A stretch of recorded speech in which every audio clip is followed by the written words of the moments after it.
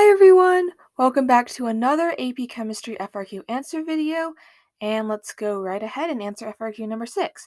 We just have one more left to go, which is FRQ number 7, and then we're pretty much done with AP Chemistry this year.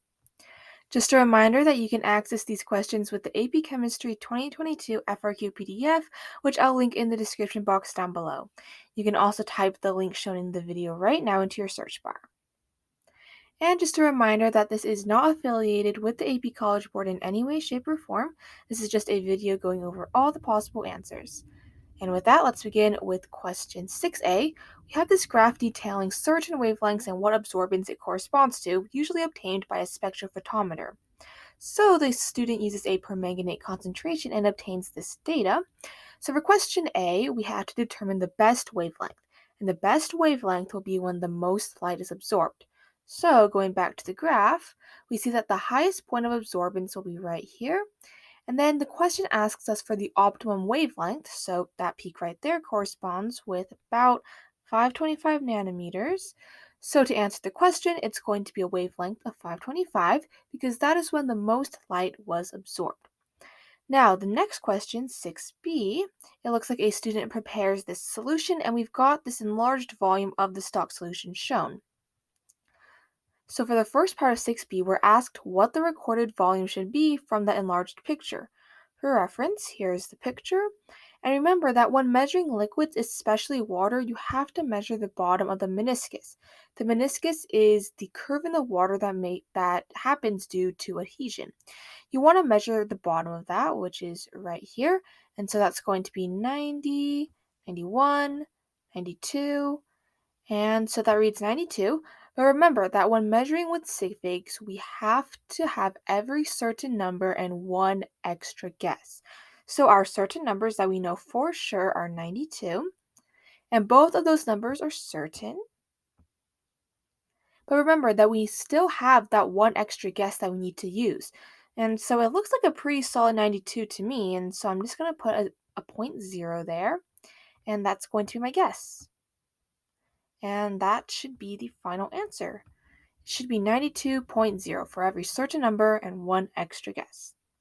Okay, the second part of 6b states that we have to calculate the volume given all this information.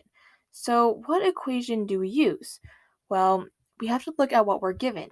We're given volume and molarity, so we should, of course, use the M1V1 equals M2V2 formula.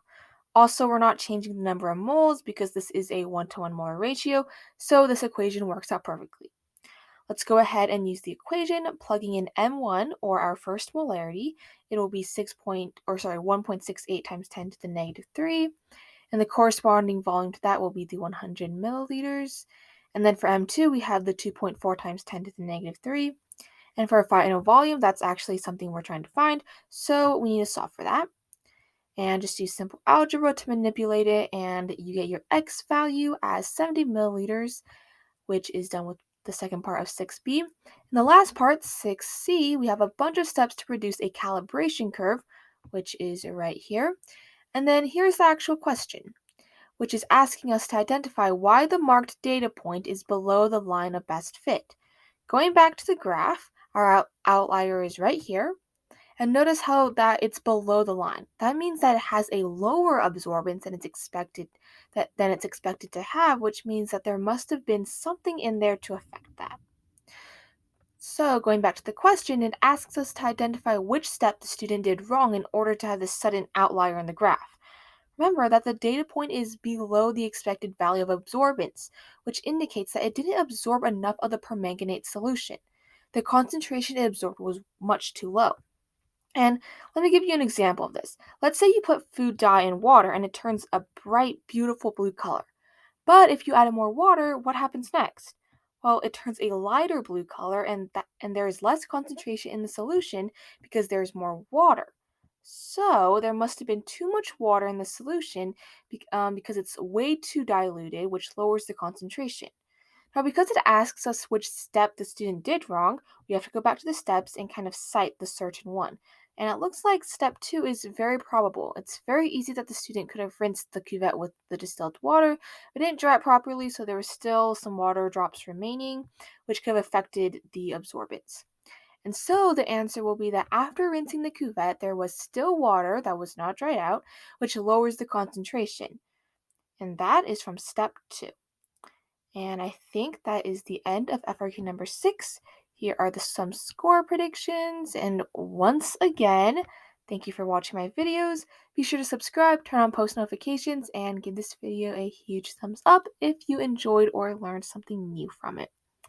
Also, if you took the AP language test and want to know the answers, click the video on the left. And if you want to know the answers to the last FRQ, which was FRQ number 5, be sure to check out the video on the right. But yeah, that's pretty much it, and I'll see you guys next time.